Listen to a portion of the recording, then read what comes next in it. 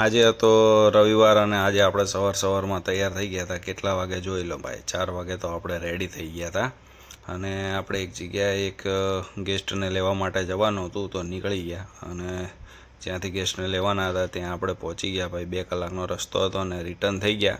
એમને એરપોર્ટ છોડવાના હતા તો આપણું આવી ગયું સરદાર વલ્લભભાઈ પટેલ આંતરરાષ્ટ્રીય હવાઈ મથક ઇન્ટરનેશનલ એરપોર્ટ છે. પછી આ રિવરફ્રન્ટ ઉપર રિટર્ન થઈ ગયા ભાઈ અને આ હિમાંશુભાઈના ઘરે પહોંચી ગયા. પદ્માવતી જીવદયા ટ્રસ્ટ એપાર્ટમેન્ટનું નામ છે અને તેમના ટ્રસ્ટનું નામ પણ એ જ છે, બંને સેમ જ છે. અને ખોખામાં શું હતું એ જણાવી દઈશું. આ દિનેશભાઈ અને હિમાંશુભાઈ મળ્યા, પછી ગાડી લઈને ઉજાલા આવી ગયા. ત્યાં પટેલના સંદીપભાઈ મળ્યા અને આપણે બગોદરા જવાનું હતું તો જવા માટે નીકળી ગયા. અને ખોખામાં શું હતું એ તમને જણાવી દઈશું. આ આપણું આવી ગયું બાલા હનુમાન જન સેવા આશ્રમ.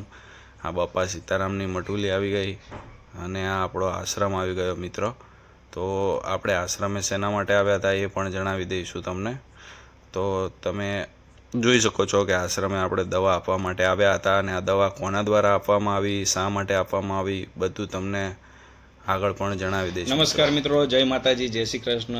આજરોજ જણાવતા આનંદ થાય છે કે તારીખ 5 મે 2024 આજે મેં તમને દવાઓ બતાવી એનું યોગ્ય દાન શ્રી પદ્માવતી જીવદયા ટ્રસ્ટ નવા વિકાસ ગૃહ રોડ ગામ પાલડી દ્વારા આપવામાં આવેલું છે.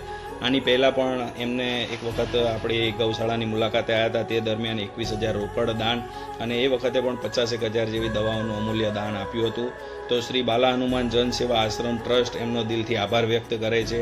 આની પહેલાં પણ જ્યારે મુલાકાતે આવ્યા ત્યારે એમને જણાવવામાં આવ્યું હતું કે ભવિષ્યમાં પણ કોઈ પણ પ્રકારની દવાની જરૂરિયાત હોય તો અમને ચોક્કસપણે જાણ કરજો. તો જાણ કરતાં એમને બીજી વખત પણ 21,000 થી 25,000ની દવાઓનું આપણને અવેલેબલ કરાવી આપ્યું હતું.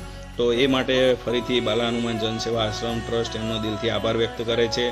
તદ ઉપરાંત બાલા હનુમાન જન સેવાની દિવાલની બાજુમાં જ આવેલું માનવ મંદિર ટ્રસ્ટ, જે આ રોડ ઉપર નિરાધાર વ્યક્તિઓ હોય એની સેવા કરે છે કે જેની આગળ પાછળ કોઈ નથી, ત્યાં 500થી વધારે પણ એવા વ્યક્તિઓને સાચવવામાં આવે છે. ત્યાં પણ 154 પંખા અને 154 ટ્યુબલાઇટની રિક્વાયરમેન્ટ હતી.